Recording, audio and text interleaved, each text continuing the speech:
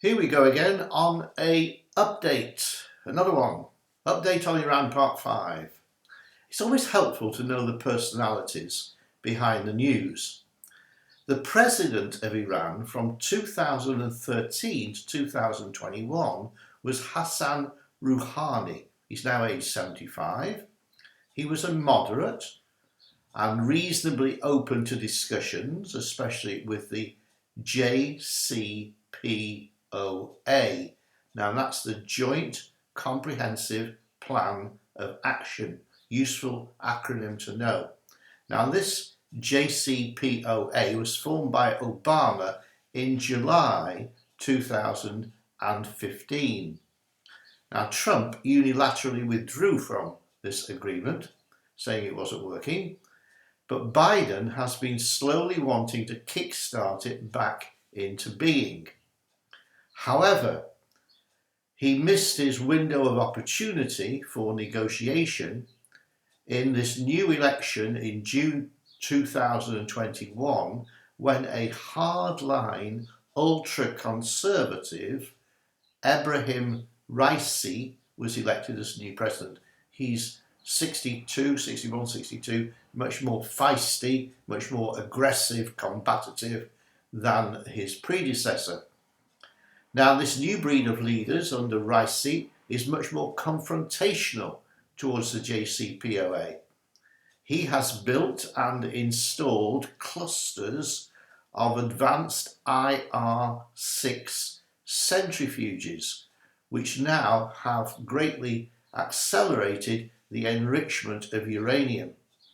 Now, I'm a chemist trained, and I'll just move into chemistry a little while. I won't use too difficult expressions, but for those chemists amongst you, uranium has two forms. These forms are called isotopes. They're chemically the same, but they differ in their fissionability. I'll explain that in a minute. Ordinary uranium, freshly mined uranium from the ore, is 99.3% uranium-238 and only 0.7% uranium-235. So there's two isotopes. Both forms of the metal have 92 protons, otherwise it wouldn't be uranium. 92 protons in the atomic nucleus, but the heavier isotope has got 146 neutrons and the lighter one only 143. Now, what does all this mean? It means that U-235, the lighter and rarer isotope, is fissionable. It means if it's hit by a neutron and the neutron goes boom, bang into the nucleus, it splits the nucleus. It's called nuclear fission. And then more neutrons are released and a chain reaction is set in motion, releasing a lot of heat energy. So the fissionable type of uranium is very useful as a heat producer. Now, ordinary uranium cannot be used in nuclear reactors to generate electricity, which is a perfectly peaceable occupation, generating electricity, because the fuel pellets have to be between 3 and 5% uranium-235 in order for sustainable fission to take place. U-238 is not fissionable. I think I mentioned that.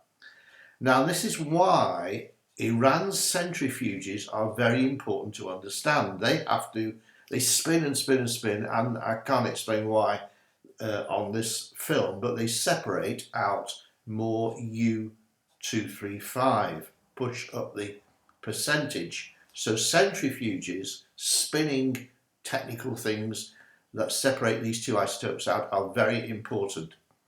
The JCPOA has tried to limit the enrichment to low levels, in other words, between 3 and 5%, because the Iranians say, oh, it's just for peaceful purposes. We want to generate electricity in nuclear power stations. But under Raisi, enrichment of the uranium has now been moved to 90% of uranium-235.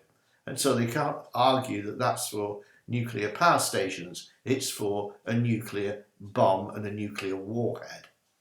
So that's the situation. Now, Israel, under Prime Minister Bennett, has acknowledged the problem that Iran is making a lot more uranium-235 and a lot more fuel for nuclear bombs. So it has acquired from America, built by Lockheed Martin, some F-351 stealth bombers. Now, a stealth bomber goes under the radar of the country. It can't be detected, usually can't be, but it's limited by range. But these new F-351s can be fueled in midair. They go shoom and the connection goes on, and they can keep going, and they can fly long distances anywhere within Iran. They can fly in and attack the 38 known nuclear sites and fly out again without being noticed. Hence the term stealth bombers. They will target most of these installations. Let's be realistic. Iran is not going to abandon its goal of assembling and launching a nuclear bomb on Israel. That's it. It wants to wipe Israel off the map. And even more so under Raisi. And when it happens, there will be instant retaliation of rocket fire from Hezbollah and Hamas all around, from Lebanon and from Gaza. They will attack Israel even probably before the aircraft get home. Now, they just did, this is Israel, they just did a Chariots of Fire exercise, a month-long exercise, practicing bombing routines and practicing how to counteract the expected reaction of aggression from their neighbouring countries. Now, that has been done, and maybe they feel a little bit more secure now. They know how to find these installations and how to bomb them underground. On a final note, readers should notice the Israeli government is no longer tenable. Bennett is in the process of dissolving the Knesset, and another election is coming. And in the wings is Bibi. Now, Bibi is a godly man. He's not a Christian, but he's very friendly towards Christians. And Benjamin Netanyahu, I believe, will be back in charge, making these kind of military decisions. He's an anointed man of God like Zelensky in Ukraine. So there's no need to panic. God's got his man in place, and let's be confident together that God will not allow his ancient people to be destroyed or their land overrun by their enemies.